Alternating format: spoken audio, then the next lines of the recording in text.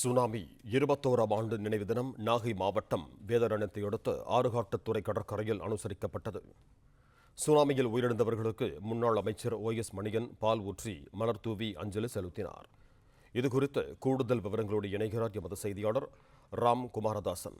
வணக்கம் ராம் குமாரதாசன், உங்களிடம் இருக்கும் தகவல்களை சொல்லுங்க. வேதாரண்யத்தில் 21ஆம் ஆண்டு சுனாமி நினைவு தினம் இன்று அனுசரிக்கப்படுகிறது. தமிழகத்தில் கடந்த 2004ஆம் ஆண்டு டிசம்பர் மாதம் 26ஆம் தேதி சுனாமி பேரலை தாக்கியதில் தமிழக கடற்கரை பகுதியில் ஏராளமானோர் உயிரிழந்தனர். அதன் நினைவு தினம் இன்று அனுசரிக்கப்படுகிறது. நாகை மாவட்டம் வேதாரண்யம் அடுத்த ஆறுகாட்டுத்துறை கடற்கரை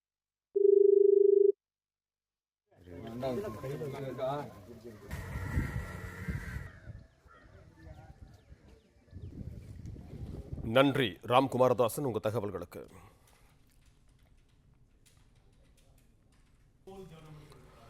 சுனாமி பேரழிவின் 21ஆம் ஆண்டு நினைவு தினத்தையொட்டி தூத்துக்குடி திரேஸ்புரம் கடற்கரையில் ஏராளமான மீனவர்கள் மெழுகுவர்த்தி ஏற்றி வைத்து மலர் தூவி அஞ்சலி செலுத்தினர்.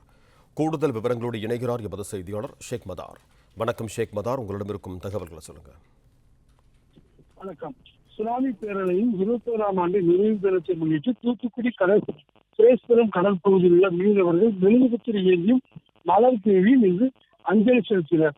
கடந்த 2004ஆம் ஆண்டு டிசம்பர் மாதம் 26ஆம் தேதி இந்தோனேசியாவில் ஏற்பட்ட நிலநடுக்கம் காரணமாக சுனாமி உருவாகியது. இந்த பேரலையை தாக்கியது தமிழகம் மட்டுமில்லாமல் உலகம் முழுவதும் சுமார் 2 லட்சத்துக்கும் மேற்பட்டோர் பலியானார்கள்.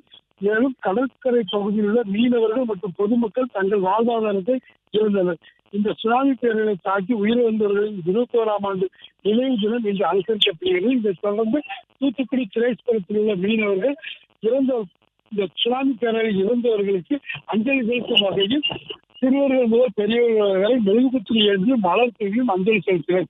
மேலும் கடலில் இந்த ஒரு சுனாமி பேரலை மற்றும் நிலநடுக்கம் எந்த ஒரு அசம்பாவிலும் நடக்கக்கூடாது என்பதற்காக கடல் மாதாவுக்கு மலர் தூவியும் பால் ஊற்றியும் சிறப்பு பிரார்த்தனையில் ஈடுபட்டனர். நன்றி ஷேக் மதார், உங்க தகவல்களுக்கு.